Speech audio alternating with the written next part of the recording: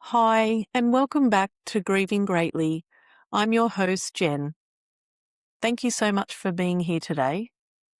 Whether you've recently lost someone you love, or it's been months, years, or even decades, I'm really glad you've chosen to spend this time with me. Today's episode is about something I hear so often in my counselling room. It's a fear that many grieving people carry quietly, a fear they often feel embarrassed to admit, a fear that can bring overwhelming guilt. It's the fear of forgetting. Not forgetting that they existed, but forgetting the little things, the sound of their laugh, the exact colour of their eyes, the way they hugged you, the way they smelt, the little phrases they always used to say. Maybe you've caught yourself thinking, what if one day I can't remember their voice? What if I can't picture their face as clearly anymore? What if I'm forgetting them? If you've ever had those thoughts, I want you to know something. You are not alone. And today I'd love to gently explore why this fear exists and why forgetting isn't actually what we think it is. When someone we love dies, everything about them suddenly becomes so precious. Every photograph, every voicemail, every text message, every piece of handwriting, every memory. It's almost as though our brain says, don't lose anything else. We've already experienced the greatest loss imaginable. So naturally, our mind becomes terrified of losing the memories too. Sometimes people tell me they replay conversations over and over because they're scared they'll disappear. Others avoid washing a jumper because it still smells like them. Some can't delete old messages. Others panic when they realise they can't quite remember the sound of their loved one's voice anymore. And with that comes guilt.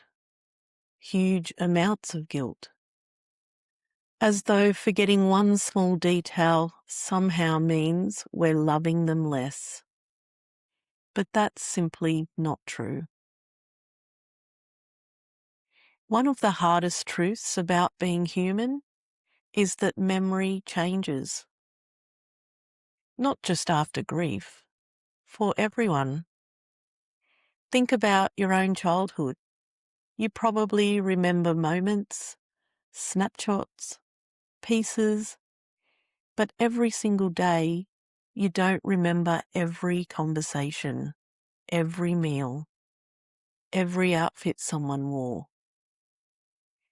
Memory was never designed to hold every detail forever. It changes, it softens, it fills in gaps. That doesn't mean those moments weren't real, and it certainly doesn't mean the love disappeared. I want to share something personal. It's now been many years since Harry died. There are moments where I realise I can't remember something exactly the way I once could.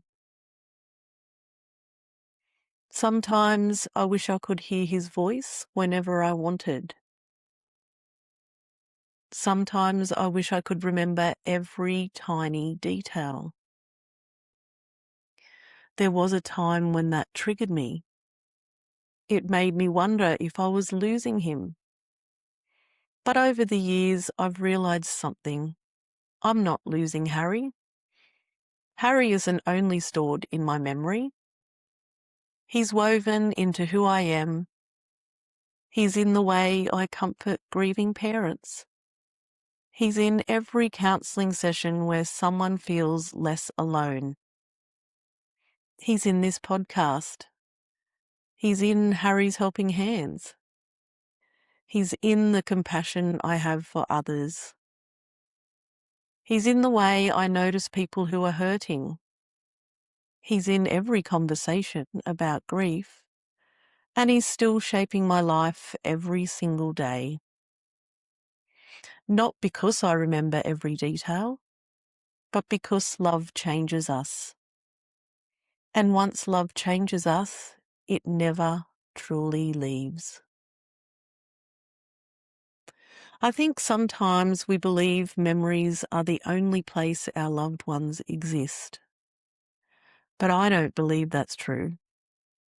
They live in our habits, in our values, our stories, our humour, our traditions, the meals we still cook, the music we still play, the sayings we accidentally repeat, the kindness we offer because of what they taught us. The lessons they gave us become part of us. In many ways, we become living expressions of the people we've loved.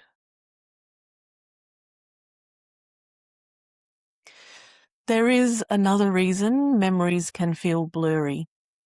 Grief is exhausting. Traumatic grief especially.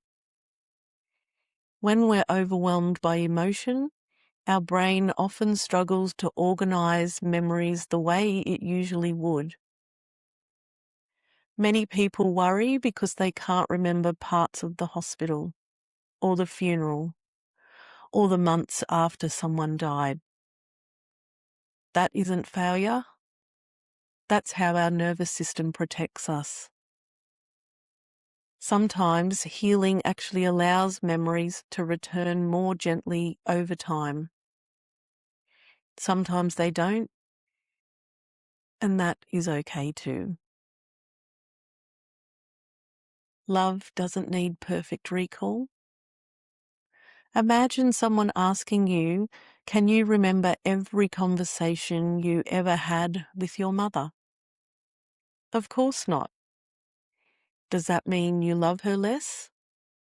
Not at all. Could you remember every birthday, every hug, every Christmas? Probably not. Love never has depended on perfect memory. Love is something much deeper. It's something we carry, not something we have to constantly prove.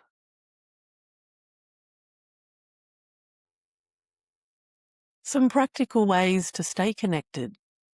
If you're worried about memories fading, there are beautiful ways to honour your person.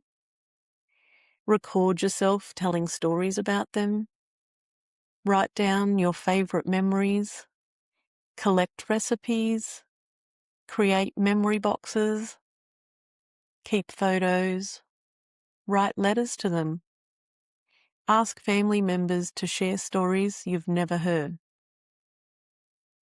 Make voice recordings while those stories are still fresh. Not because you're desperately trying to stop memories disappearing, but because storytelling keeps connection alive. And perhaps even more importantly, tell their story. Say their name. Share who they were. Because every time we tell someone's story, we breathe a little of life back into their memory. They become part of you. One of the greatest things grief has taught me is that people don't only leave memories, they leave fingerprints. Not on furniture, not on photographs, but on our hearts, on our character, on the choices we make, on the people we become. The people we love shape us forever, and that is something death cannot take away. If you've been worrying that you're forgetting someone you love, I hope today gives you permission to let go of some of that fear. If one day you can't remember the exact sound of their laugh, it doesn't mean you've stopped loving them. If their face becomes a little harder to picture, it doesn't mean they're disappearing.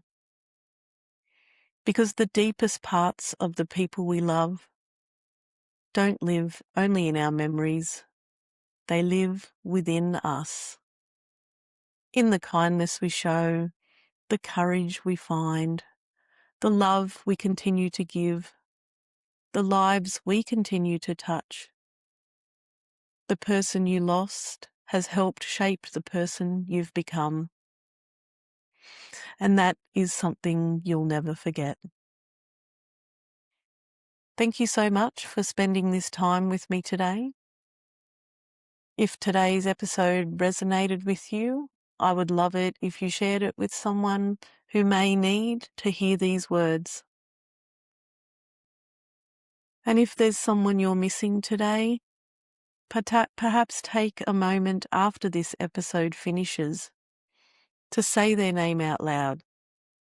Tell someone a story about them. Smile at one memory. Or simply sit quietly with the love that still exists. Because grief is the continuation of love, and love doesn't disappear. Until next time, take gentle care of yourself and remember you are enough and you will never be too much. Reach out for support if you need. My number is 0431 212 575. Thank you.